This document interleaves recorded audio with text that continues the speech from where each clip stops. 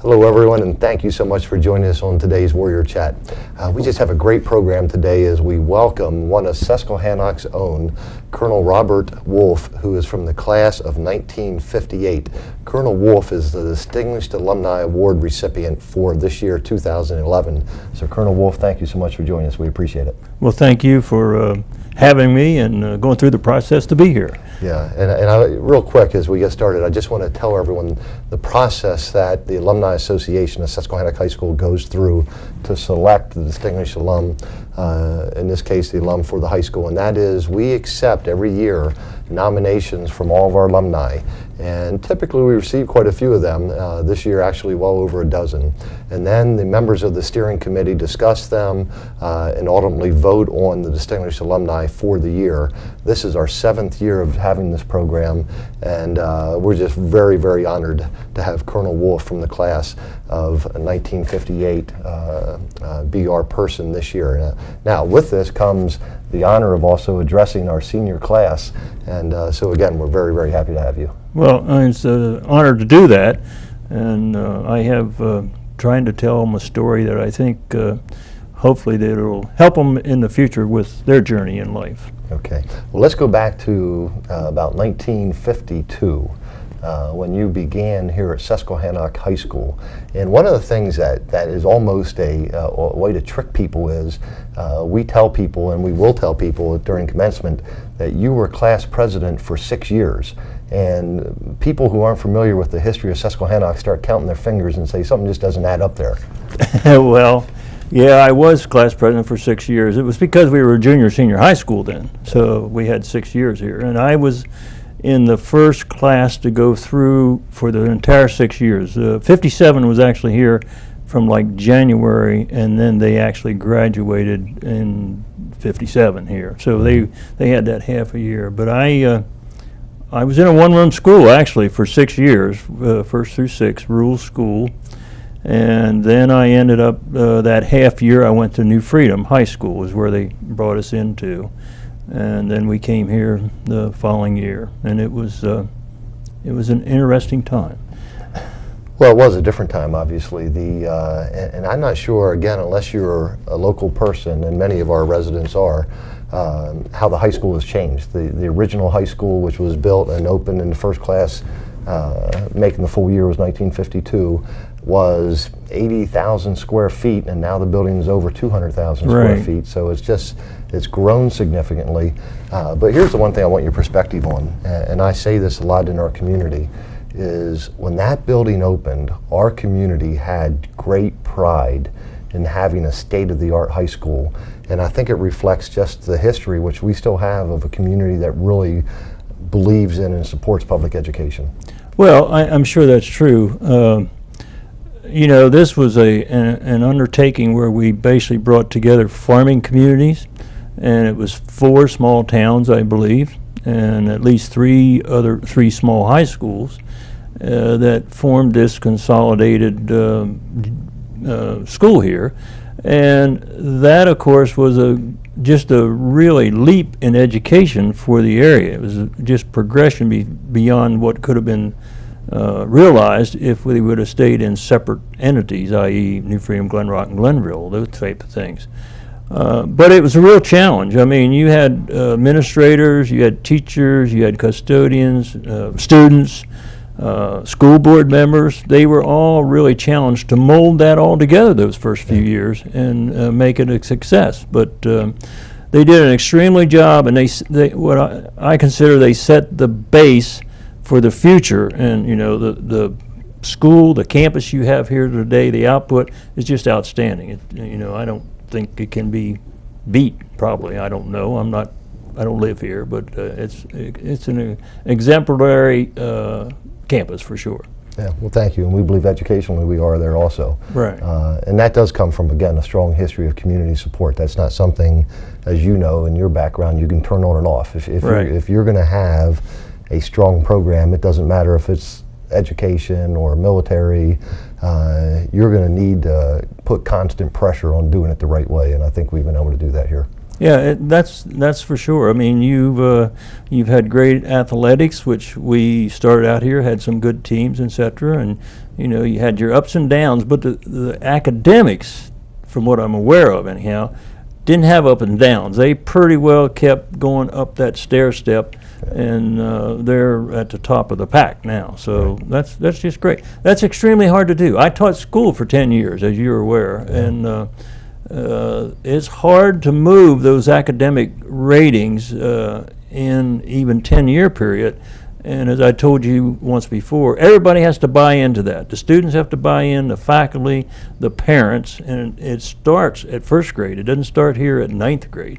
It has to be from the very bottom level all the way through the top to keep that stairs going upward. Okay, before we leave your high school days in 1958, tell us a fond memory you had of Susquehannock High School. Well, I have a lot of fond memories, but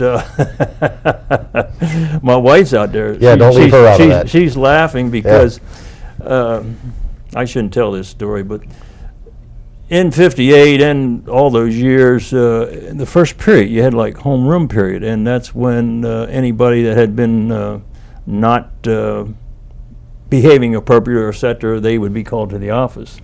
I had my occasions to go there, more than some, I guess, and it was a big thing with, she's 2 years behind me, so the lower classmen, they always sat there because you'd always hear that speaker. It would click on, and then he'd da-da-da-da-da-da, click off. And then when it clicked off, it would come back on and say, oh, and also Bob Wolf. So they all got a kick out of that I got called to the office. And I did have a pretty close relationship with Principal Bortner.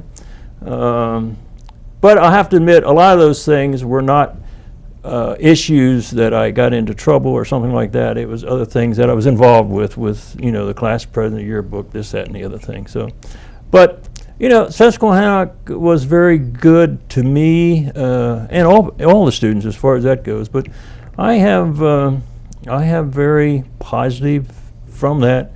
As I maybe told you before, I don't know. There was a young teacher, coach, probably in his late 20s, Bob McCoy.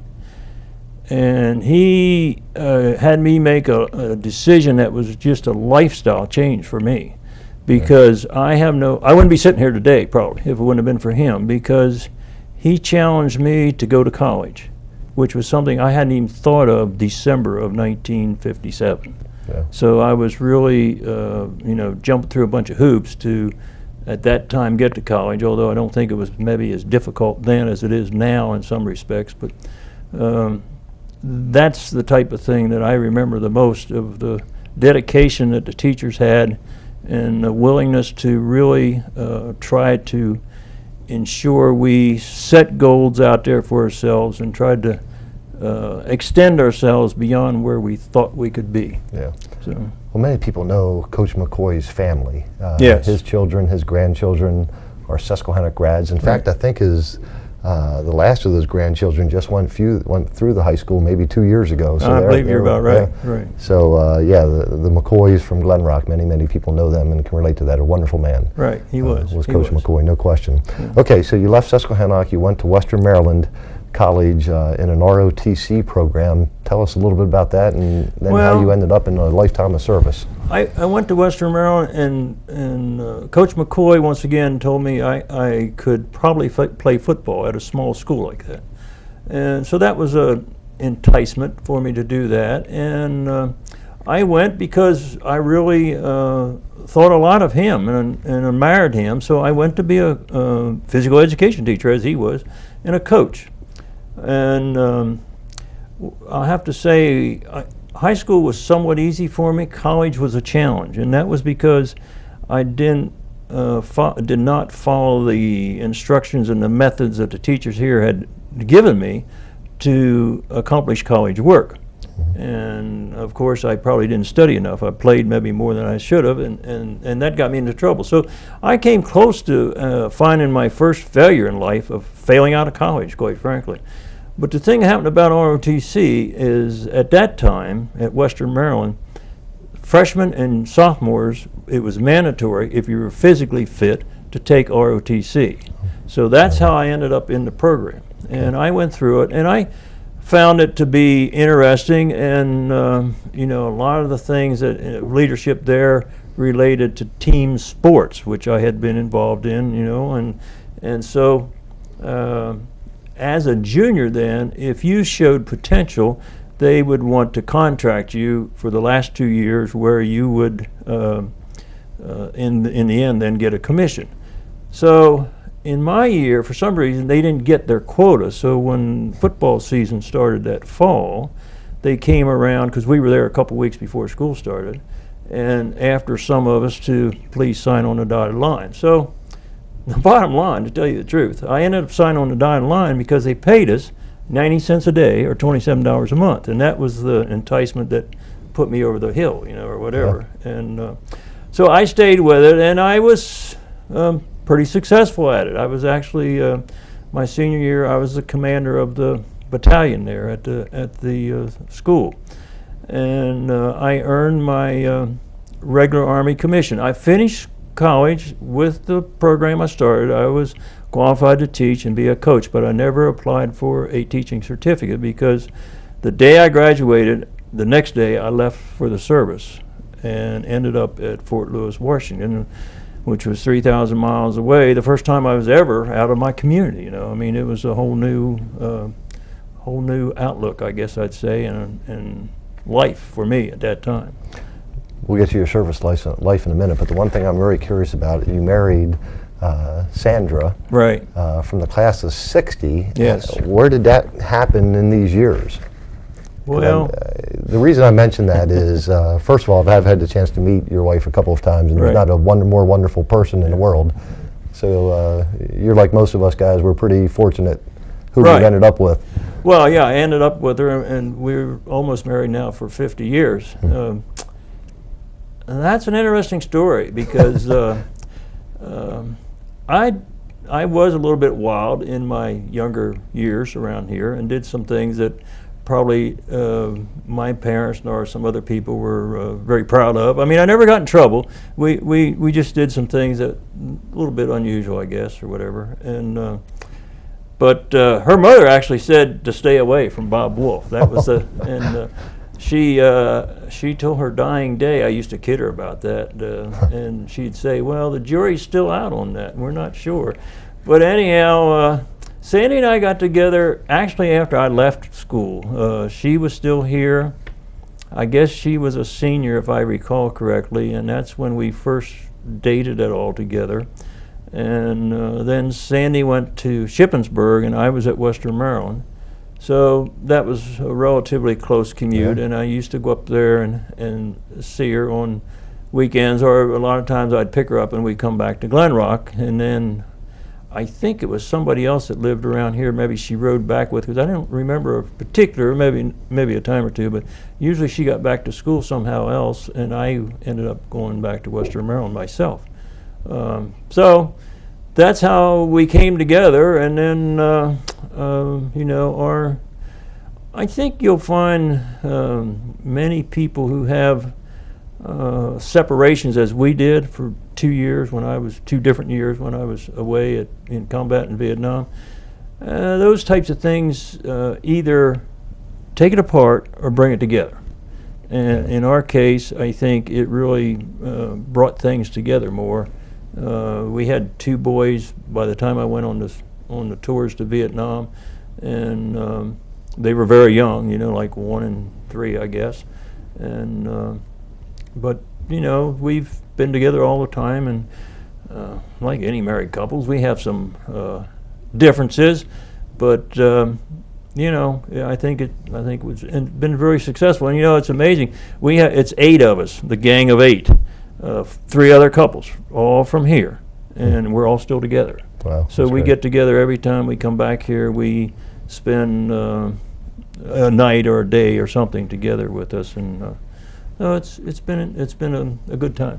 Good time. Today on Warrior Chat, we're talking with Colonel Robert Wolf from the class of 1958.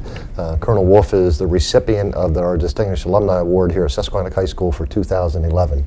Tell us a little bit about your years in the service. I know you began serving in Vietnam, and as you already mentioned, 2 tours. Many of us reflect. Just to put my place in perspective, historical, I was right at the end of that. You know, I received a draft card, but they never drafted. Right. So my years came right at the end of that. But many family members, cousins, and who were just a few years older than me were part of that. Right. So a very difficult war, obviously, and I'm interested in your perspectives and your reflections on your service. Well, you know, in 1962, I went to Fort Lewis, and I was still 3 years. I was a 3-year guy. I was going to serve my 3 years, and my intent was to come back here in York County somewhere, you know, teach and coach is what the idea was.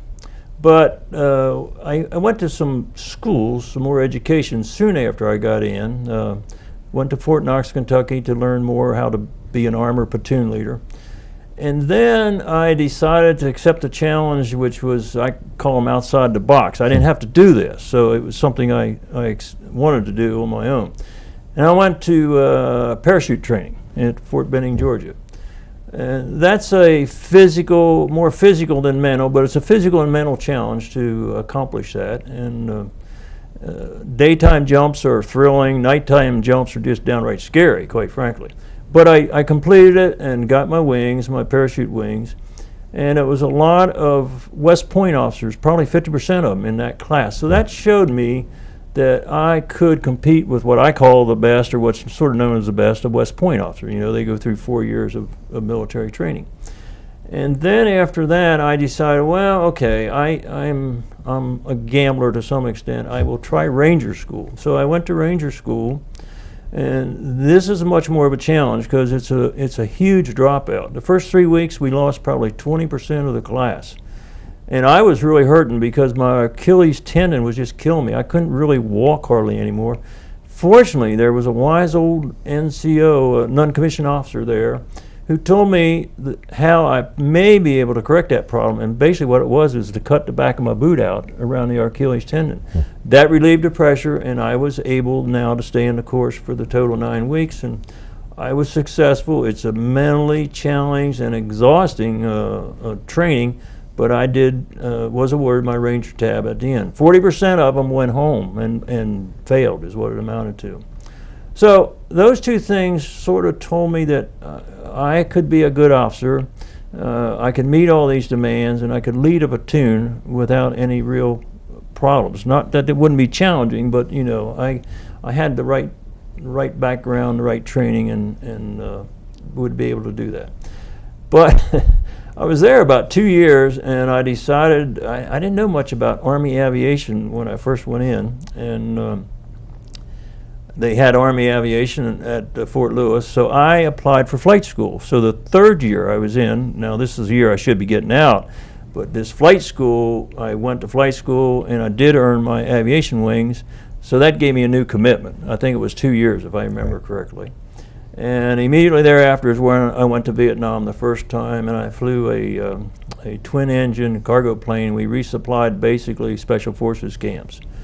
And that was 65, 66, and it wasn't a real fighting war yet. I mean, yes, there was some fighting going on, but it wasn't like it got to be thereafter. And then I transitioned when I came back into helicopters, and then I went back and I had an air cavalry troop, which we were the guys that went out and tried to find the enemy so we could report where they were, and then somebody else would come in and really get into the fight. So while my first tour, we had, I think, around 65, maybe 68 students that graduated. All but one came back. The second tour, in that unit alone, I lost almost 20 people in a year's time. So it was a much more much more dangerous mission the second time. But all these times I was still getting education. I got selected to go to the Command and General Staff College, and then I got selected to go to the War College, the Army War College, and I finally in the end went to what they call an Inspector General's course, which was about a month long. So I kept going to school and kept doing, good jobs, getting good reports and everything. So bottom line, in 30 years, I retired in 1992 as a colonel. And that's what happened. Very impressive service, thank you. Yeah. I think there's not more of an honor than serving your country. First of all, even for men and women who've done it for brief periods of time, but for 30 years is absolutely incredible. It takes a commitment, not just from you, but for your entire family. It's just amazing. I always had in my mind that it didn't work, but that I would serve and others in my family would not serve. However, I have a son now today wearing the same uniform and rank, quite frankly. So he decided to make it a career, so he's been in. And now we have a granddaughter who's an ensign in the Coast Guard, so I don't know how long she'll stay because she went through the Coast Guard Academy. She'll have to spend at least 5 years there. So I don't know, I guess it's, I started a something here generational wise that we have somebody goes into service. Right. How long it'll last, I don't know. Yeah, the service is a good life. Right now it's a hard life because of the wars we're in and all the deployments that are going on and the high risk in both of those wars, etc.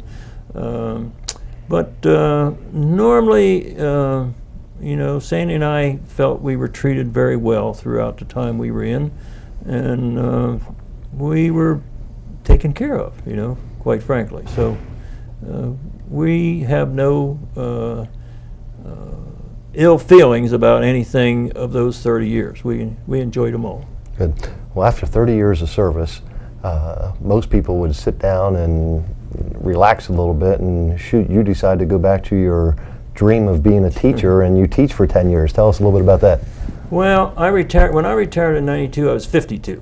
And initially I just thought, well, I'll do exactly what you said. I'll sort of kick back, Sandy will go to work, and I'll be around the house. And we have a boat out there. I'd go down and play around with it, and this, that, and the other thing. But I did that for about 6 months. And I said, I don't believe so. I'm just not there at this time. 52 is still pretty young. So I said, I think I will try to see if I can teach and see if I'm any good at that. That's what I wanted to do. That was my goal 30 years ago, so let's see what happens. Well, first of all, it's difficult to find a teaching job these days, and fortunately, I had that physical education major at Western Maryland also had a biology minor. So that's what allowed me to finally get a job as actually I taught, they brought me in to teach biology. And I think I taught a science course and maybe some history at that time too. It was multiple things. But, after 32 years never having opened a biology book, that is a challenge, let me tell you, to do at the junior level, I think it was. I was teaching biology. And so that first, we had trimester. That first trimester was really challenging. Thankfully, there was a couple young teachers there that this was only their 3rd or 4th year teaching, and they were very helpful, and I could more or less follow them, be a day behind them, and then go from there. So that's probably what helped me through that. Then it was interesting. Before I got the actual job, I was substitute teaching. And I ran into a young fellow who was a science teacher. I was substitute science in a different school district, and got to talk about where I'd been, what I'd done, and everything. And he found out that I went through flight school, and he said, I bet if you take those records, those academics, and get them on your record, they'll give you a science endorsement. And sure enough, that's what happened. Good. So then I found out, these Army schools, once again, education as you go through your life. The Army schools, Command and General Staff, and the Army War College in particular, gave me 2 or 3 more endorsements in history, social studies, and I forget all of them anymore, but I had a lot of them after all that. They actually also wanted to give me a foreign language endorsement. I said, no, I'm sorry, I won't go there, because I wasn't good enough to do that one anymore. And but it all all counted, and then I spent basically 10 years, and I had a good time. Teaching, in my opinion, is a challenging job. It's not an easy job like a lot of people like to make you believe. It's a challenging job to accomplish it and to really get your students to reach out and go further than what they think they can or what they need to just to graduate and those types of things.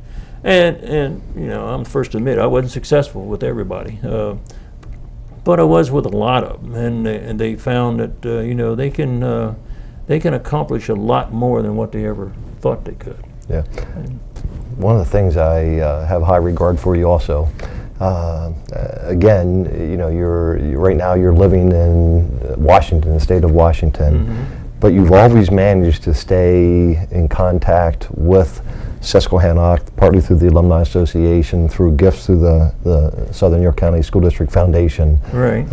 You haven't walked away from your community, even though you live all the way across the country. That'd be easy to do, but that's certainly not your character.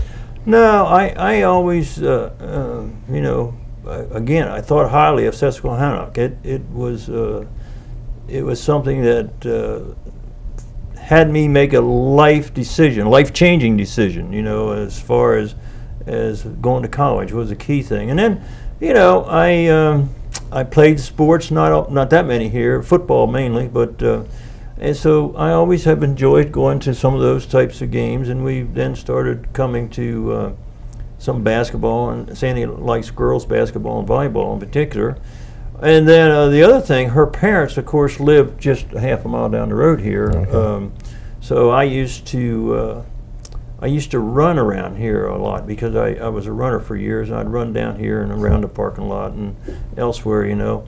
And I as I've told you this before, I've always been impressed, particularly since I taught those 10 years, at the pride that the students, the custodians, the faculty, and the parents take in this campus, because it just has a brightness to it. It's a shining example compared to many other campuses that just don't have that luster to them that this one does.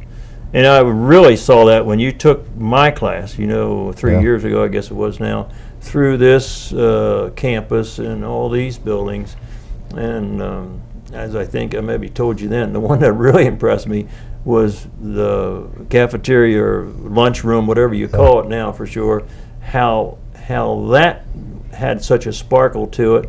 And it wasn't that many hours since those kids were gone. Right. And so it just showed me the whole, even the old school, what was it, 80,000 square feet, what it initially was, it still, to me, almost looked the same as what it did back in 52 to 58. I'm sure there's some dings on it here, there, and elsewhere, but really, I mean, it's through all these years, 53, 54 years now, it's held up well.